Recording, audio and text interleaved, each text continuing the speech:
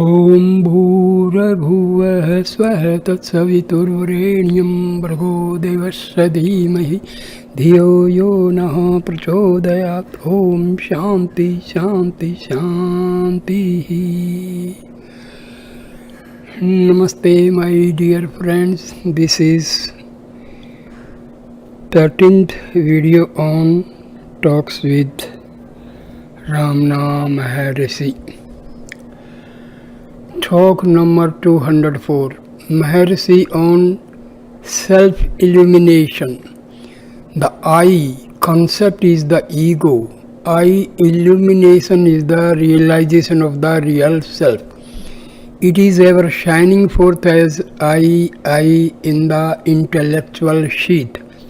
It is pure knowledge. Relative knowledge is only a concept. The bliss of the blissful sheath is also but a concept. Unless there is the experience, however subtle it is, one cannot say, I slept happily. From this intellect, he speaks of his blissful sheath. The bliss of sleep is but a concept to the person, the same as intellect. However, the concept of experience is exceedingly subtle in sleep. Experience is not possible without simultaneous knowledge of it. That is relative knowledge.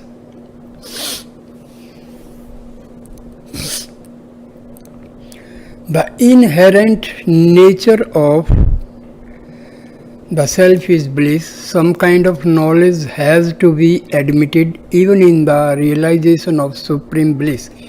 It may be said to be subtler than the subtlest. The word vijnana, clear knowledge, is used both to denote the realization of the self and knowing the objects. The self is wisdom. It functions in two ways. When associated with the ego, the knowledge is objective, vijnana. When divested of the ego and the universal self is realized, it is called vijnana. The word raises a mental concept. Therefore, we say that the self-realized sage knows by his mind, but his mind is pure. Again, we say that the vibrating mind is impure and the placid mind is pure. The pure mind is itself Brahma. Therefore, it follows that Brahma is not other than the mind of the sage. The Mundaka Upanishad says, the knower of Brahma becomes the self of Brahma. Is it not ludicrous to know him and become him? They are mere words. The sage is Brahma, that's all. Mental functioning is necessary to communicate his experience. He is said to be contemplating the unbroken expanse. The Creator, Sukha, and others are also said never to swerve from such contemplation. Nimisarde ne tishtanti vyarti brahmai vina yatha tishtanti brahmada sankada sukade. This is from Tejo Bindu Upanishad. Such contemplation is again a mere word. How is that to be contemplated unless it is divided into the contemplator and the contemplated? When undivided, how is contemplation possible? What function can infinity have? Do we say that a river after its discharge into the ocean has become an ocean-like river? Why should we then speak of contemplation which has become unbroken as being that of unbroken infinity? The statement must be understood in the spirit in which it is made. It signifies the merging into the infinite. Self-illumination or self-realization is similar to it. The self is ever shining. What does the what does this I illumination mean then? The expression is an implied admission of mind function. The gods and the sages experience the infinite continuously and eternally, without their vision being obscured at any moment. Their minds are surmised by the spectators to function, but in fact they do not. Such surmise is due to the sense of individuality in those who draw inferences. There is no mental function in the absence of individuality.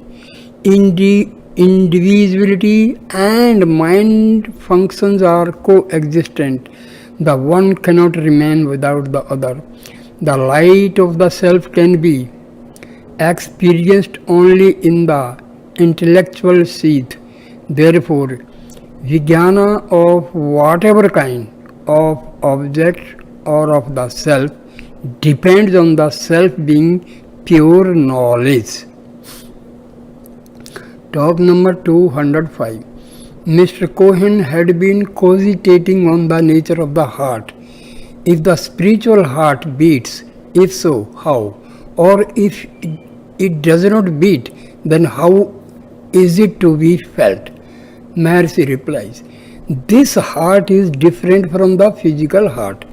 Beating is the function of the latter. The former is the seat of spiritual experience. That is all that can be said of it. Just as a dynamo supplies motive force to whole systems of lights, fans, etc., so the original primal force supplies energy to the beating of the heart, respiration, etc. Devotee, how is the I consciousness felt?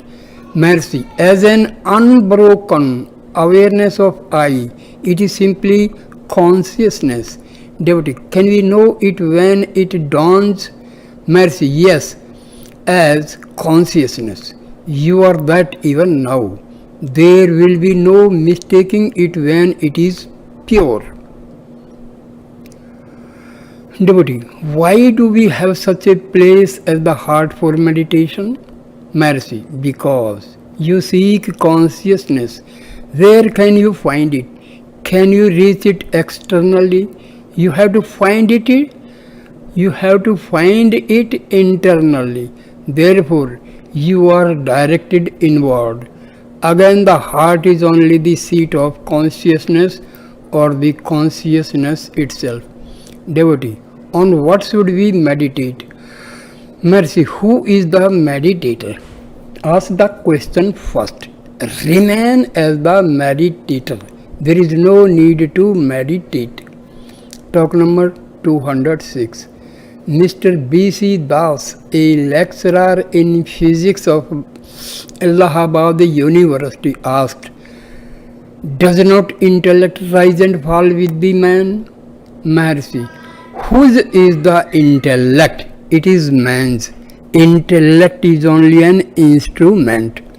Devotee, yes. Does it survive man's death? Maharshi, why think of death? See what happens in your sleep. What is your experience there? Devotee, but sleep is transient whereas death is not.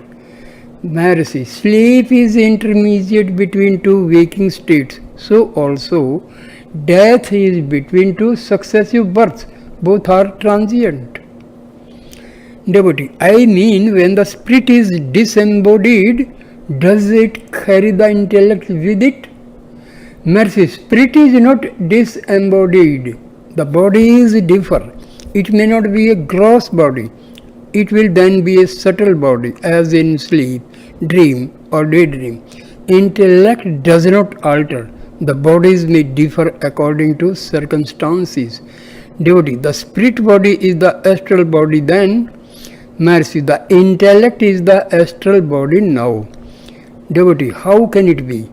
Maharshi, Why not? You seem to think that the intellect cannot be limited like a body. It is only an aggregate of certain factors. What else is the astral body? Maharshi, but intellect is a seat. Maharshi, yes, without intellect, no seat is cognized. Who says that there are five seats? Is it not the intellect that declares this? Talk 207. Deep sleep is only the state of non-duality. Can the difference between the individual and universal souls persist there? Sleep implies forgetfulness of all differences. This alone constitutes happiness. See how carefully people prepare their beds to gain that happiness. Soft cushions, pillows, and all the rest are meant to induce sound sleep. That is to say, to end wakefulness. And yet the soft bed, etc., are of no use in the state of deep sleep itself. The implication is that all efforts are meant only to end ignorance. They have no use after realization. Talk number 208. It is enough that one surrenders oneself. Surrender is to give oneself up to the original cause of one's being. Do not delude yourself by imagining such source to be some God outside you.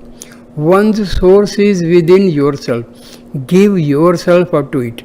That means that you should seek the source and merge in it, because you imagine yourself to be out of it. You raise the question, where is the source? Some contend that the sugar cannot taste its own sweetness and that a taster must taste and enjoy it. Similarly, an individual cannot be the supreme and enjoy the bliss of that state. Therefore, the individuality must be maintained on the one hand and Godhead on the other, so that enjoyment may result. Is God insentient like sugar? How can one surrender oneself and yet retain one's individuality for supreme enjoyment? Furthermore, they say also that the soul, reaching the divine region and remaining there, serves the Supreme Being.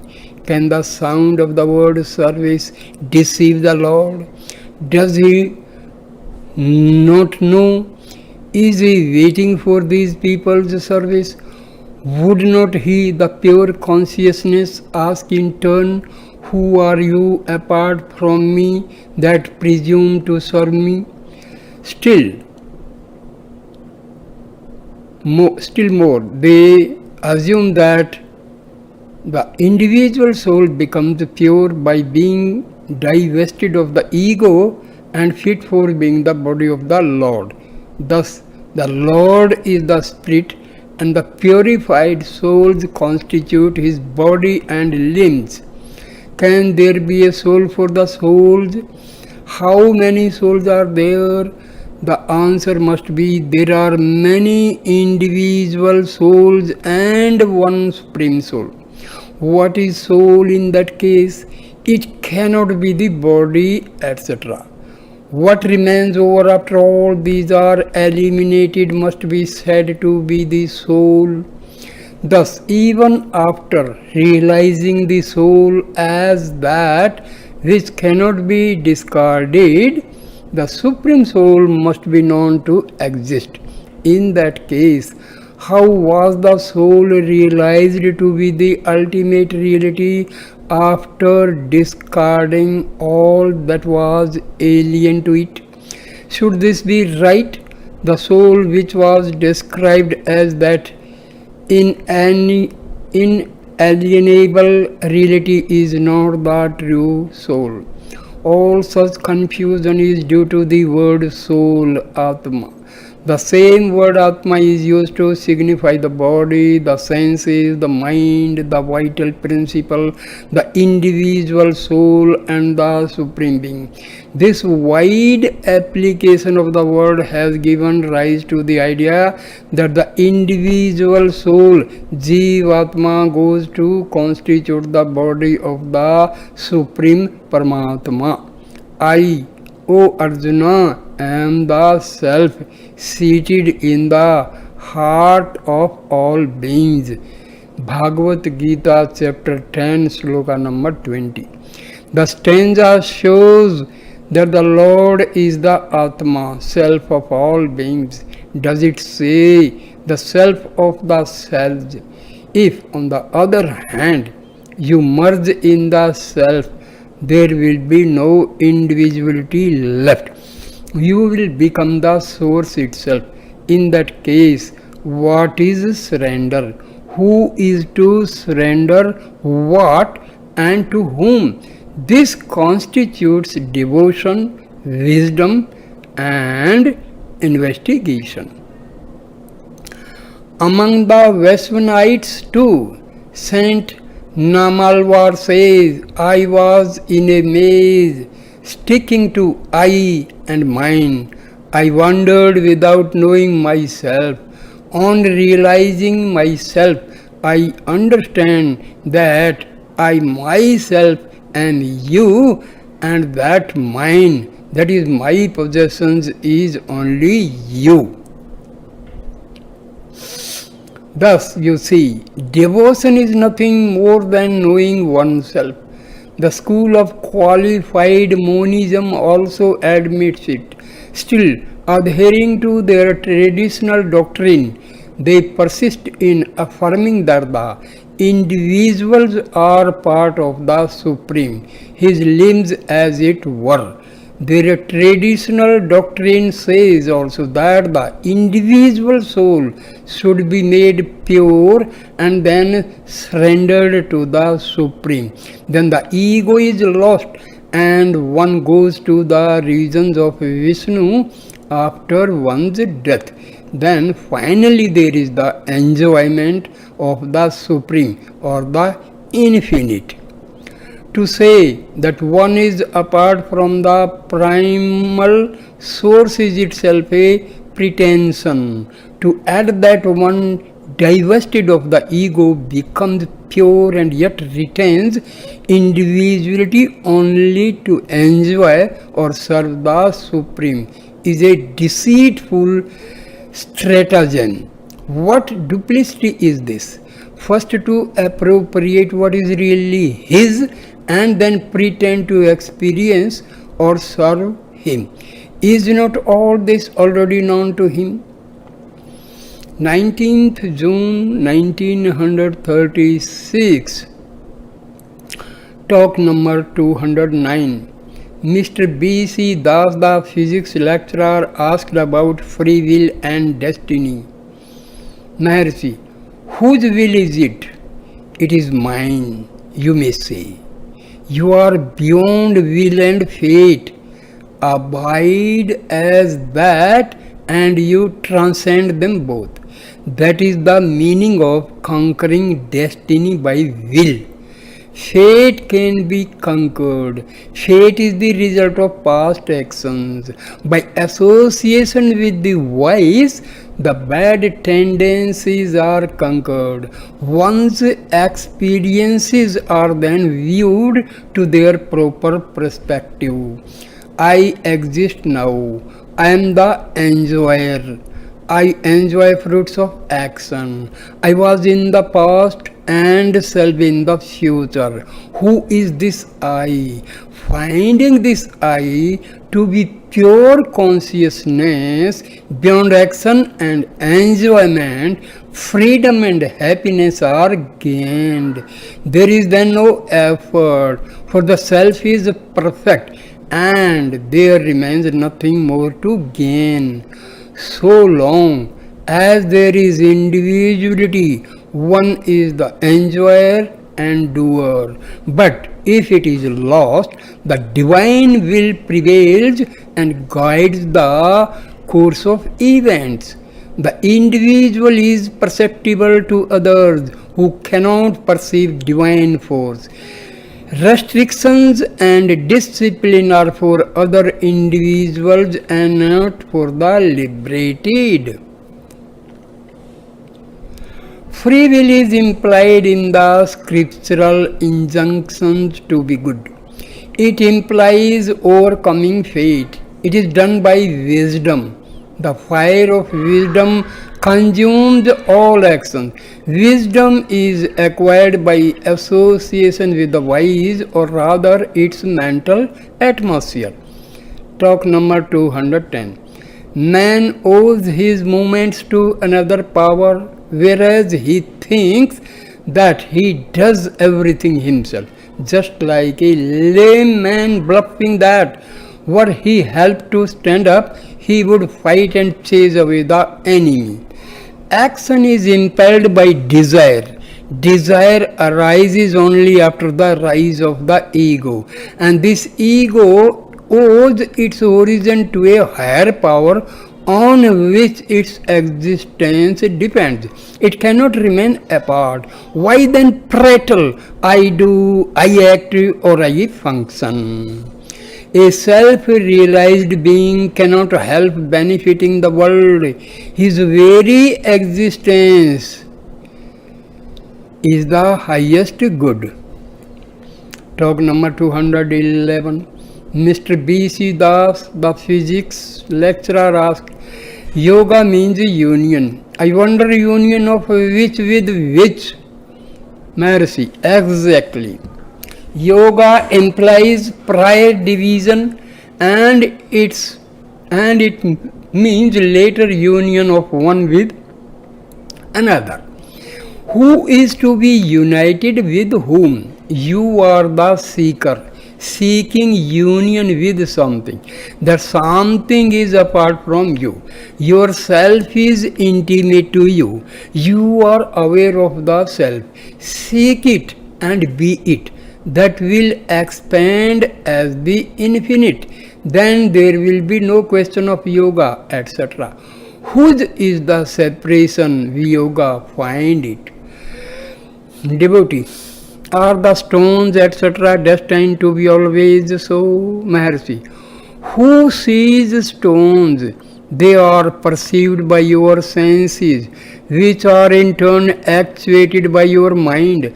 So they are in your mind. Whose mind is it?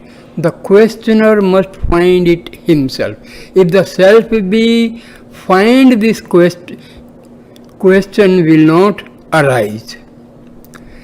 The self is more intimate than the objects. Find the subject, and the objects will take care of themselves. The objects are seen by different persons according to their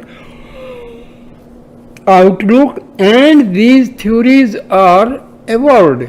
But who is the seer, the cognizer of these theories? It is you. Find yourself. Then there is an end of these vagaries of the mind.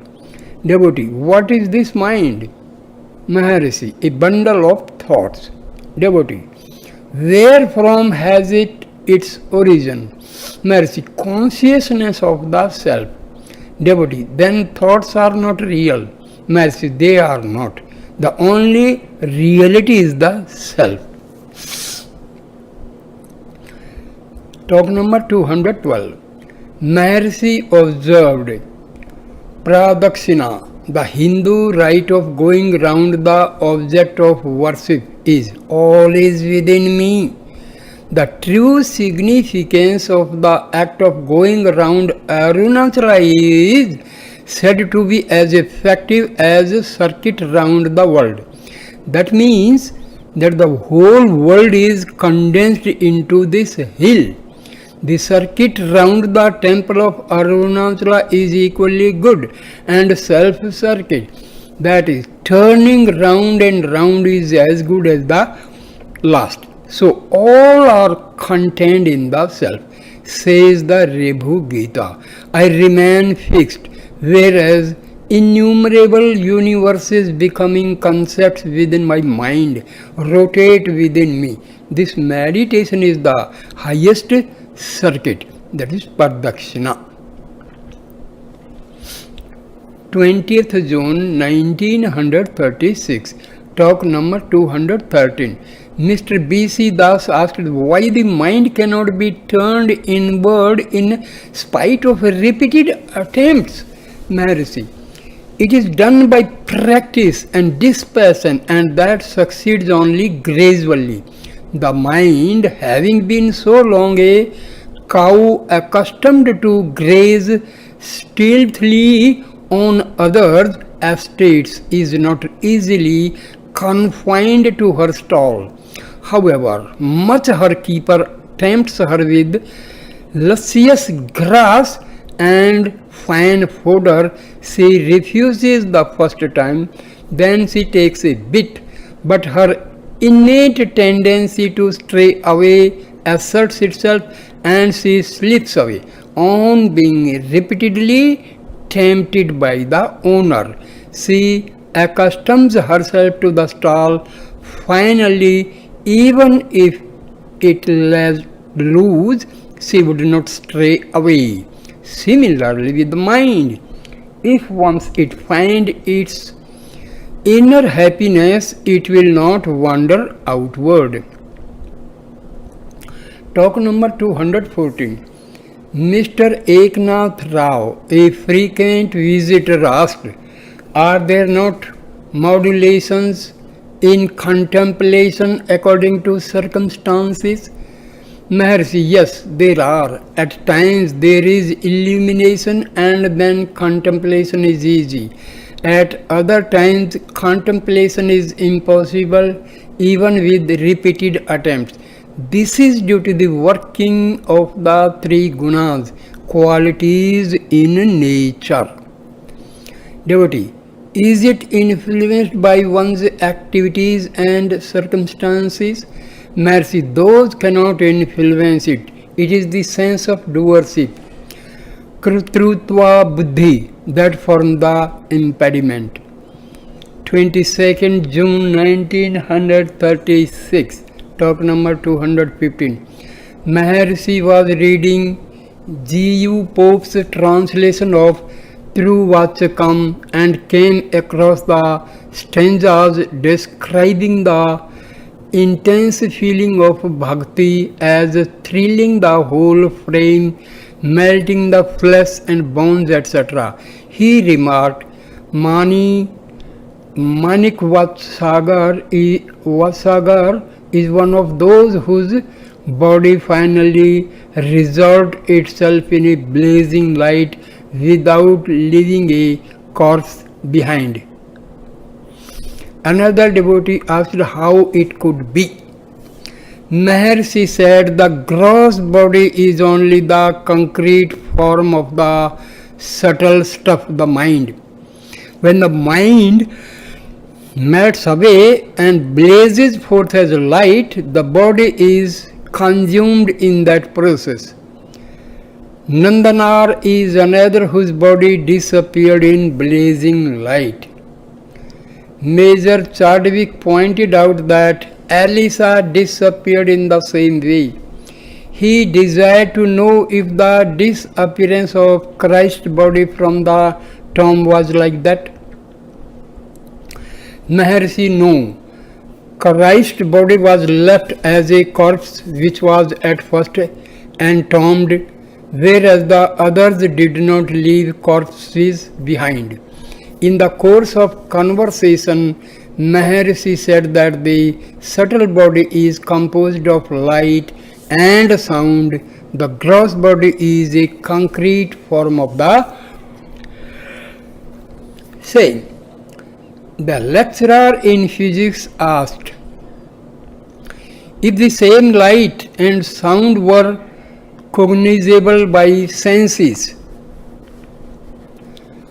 Maharshi, no, they are supersensual. It is like this.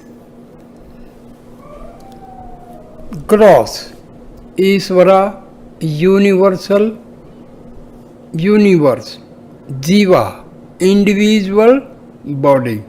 Subtle, sound and light, nada bindu, mind and prana. Primal, atma, self. Param, transcendental. Atma, self. This I will show in these graphics I will show separate. They are ultimately the same. The subtle body of the Creator is the mystic sound Parnava, which is sound and light. The universe resolved into sound and light and then into transcendent Param.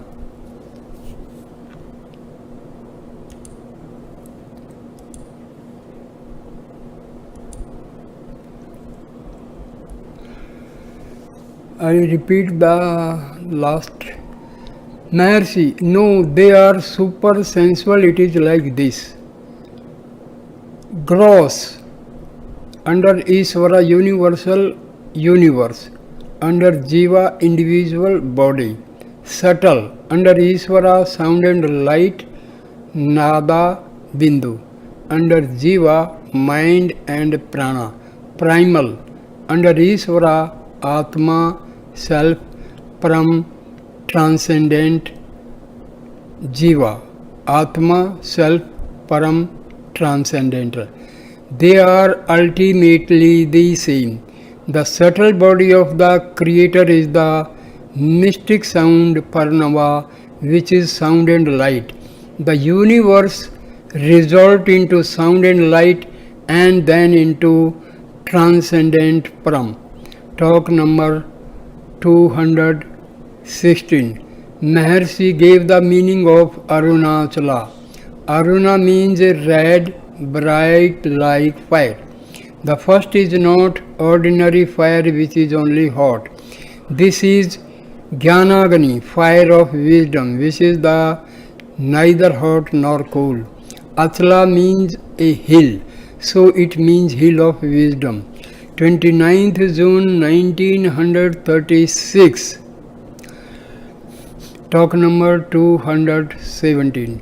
Mr. A. Bose, an engineer from Bombay, asked, "Does Bhagwan feel for us and show grace? Mercy, you are neck deep in water and yet cry for water.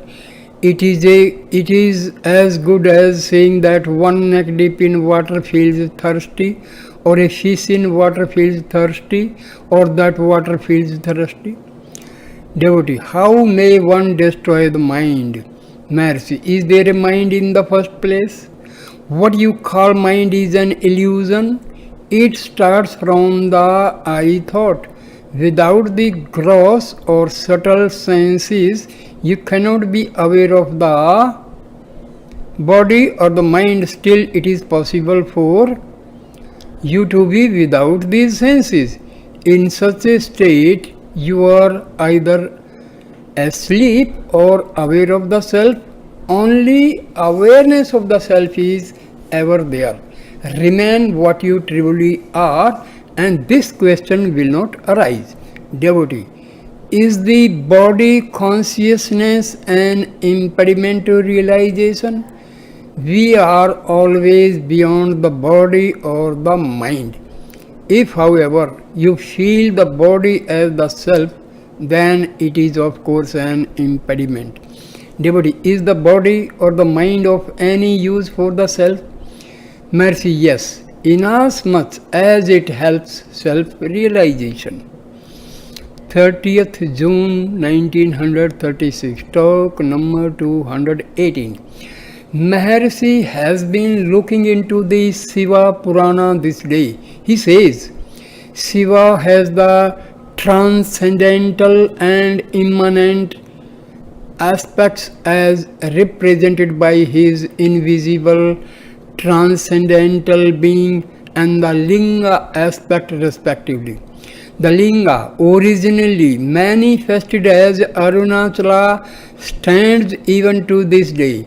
This manifestation was when the moon was in the constellation of Orion, Ardra in December.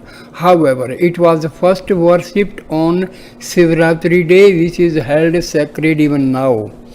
In the sphere of speech, Parnava, the mystic sound Om represents the transcendental Nirguna, and the Panchakshari, the five syllabled mantra, represents the immanent aspect, that is Saguna.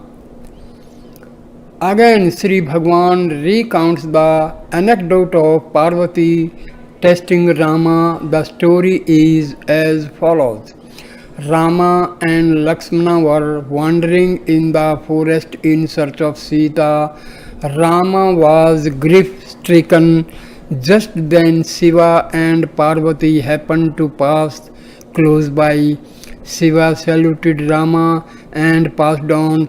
Parvati was surprised and asked Shiva to explain why he, the Lord of the universe, being worshipped by all, should stop to salute Rama, an ordinary human who, having missed his consort, was grief-stricken and moving in anguish in the wilderness and looking helpless.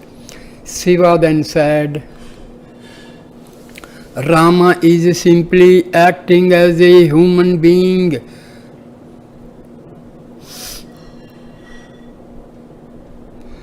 Would under the circumstances, he is nevertheless the incarnation of Vishnu and deserves to be saluted. You may test him if you choose. Parvati considered the matter, took the shape of Sita and appeared in front of Rama. As he was crying out of name of Sita in great anguish, he looked at Parvati appearing as Sita, smiled and asked, Why Parvati, are you here? Where is Shambhu? Why have you taken the shape of Sita? Parvati felt abashed and explained how she went there to test him and sought an explanation for Shiva saluting him.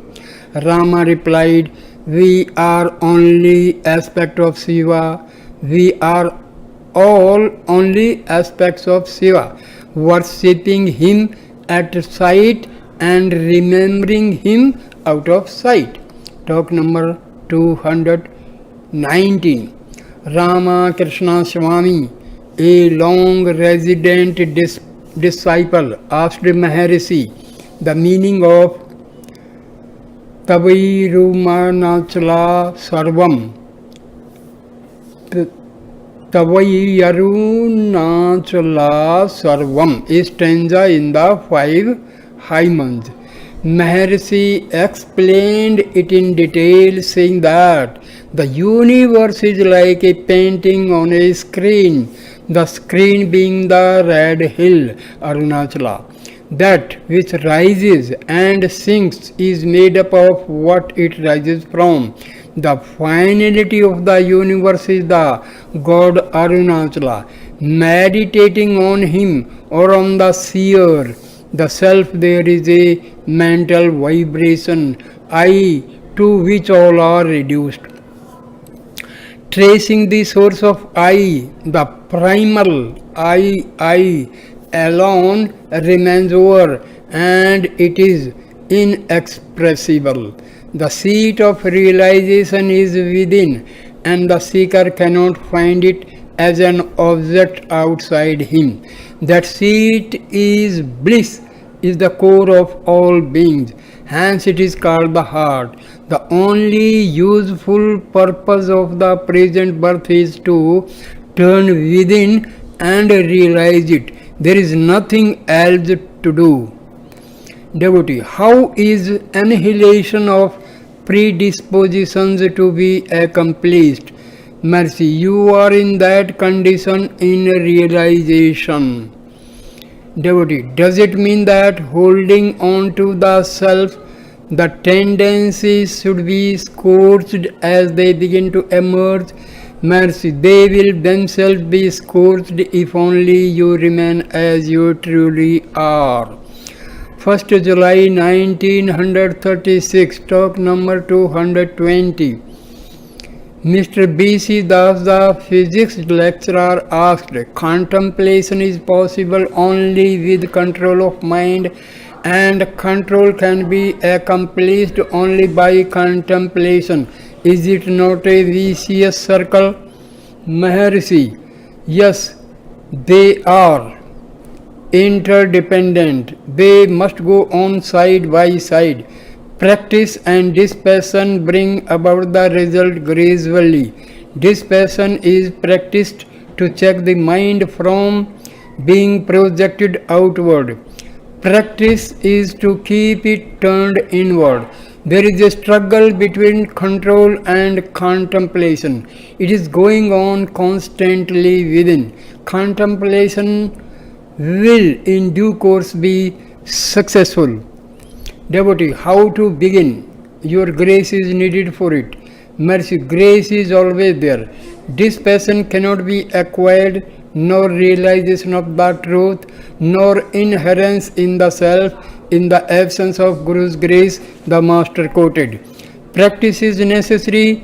It is like training a roguish bull confined to his stall by tempting him with luscious grass and preventing him from straying.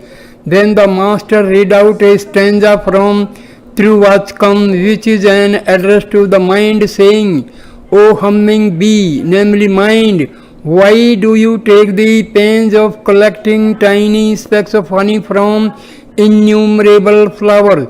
There is one from whom you can have the whole storehouse of honey by simply thinking or seeing or speaking of him.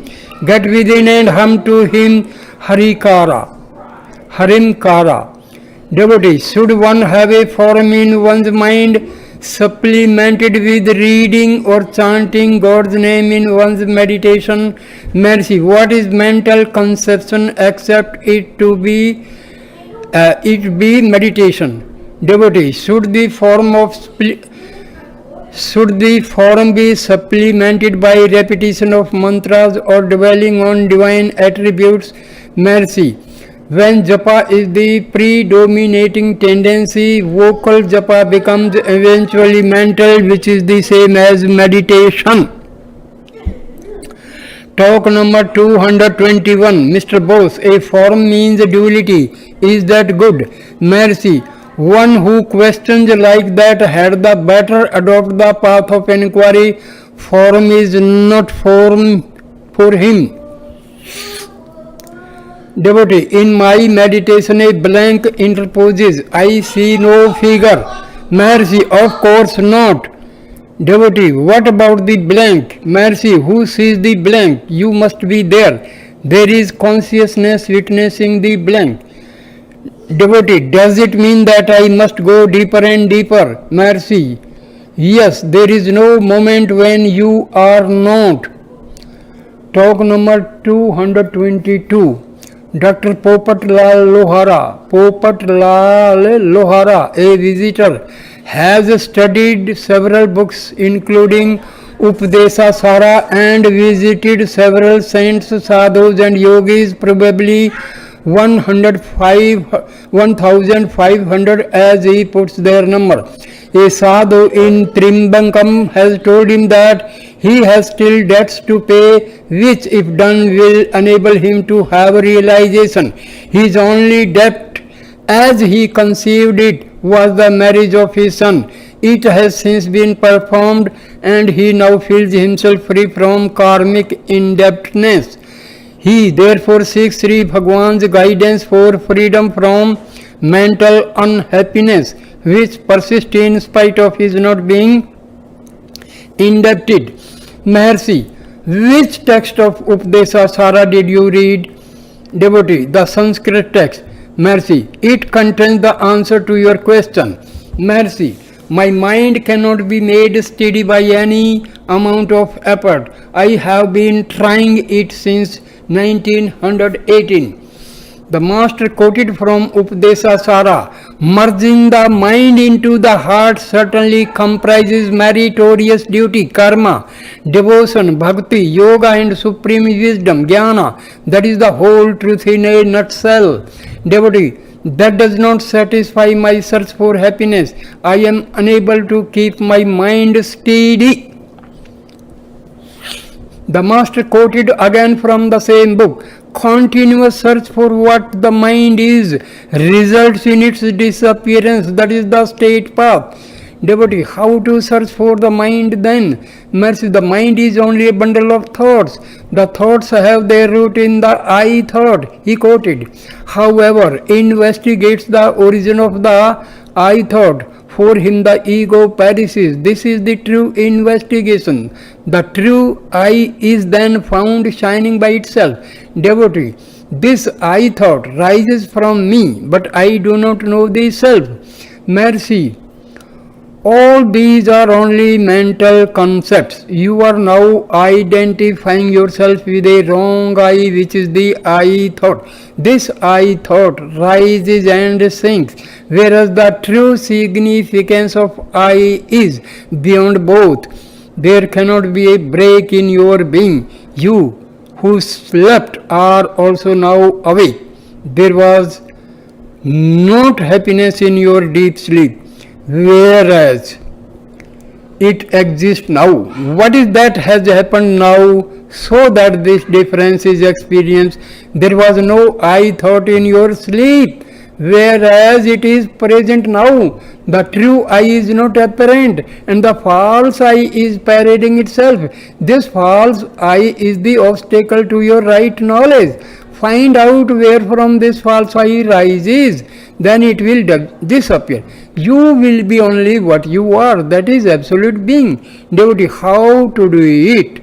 I have not succeeded so far. Mercy, search for the source of the I thought. That is all that one has to do. The universe exists on account of the I thought. If that ends, there is an end of misery also. The false I will end only when its source is thought. Dr. Lohara asked for the meaning of one stanza in Upadesa Sara. Mercy, the one then in sleep is also now awake. There was happiness in sleep, but misery in wakefulness. There was no I thought in sleep, but it is now, while awake. The state of happiness and of no I thought in sleep is without effort. The aim should be to bring about that state even now. That requires effort.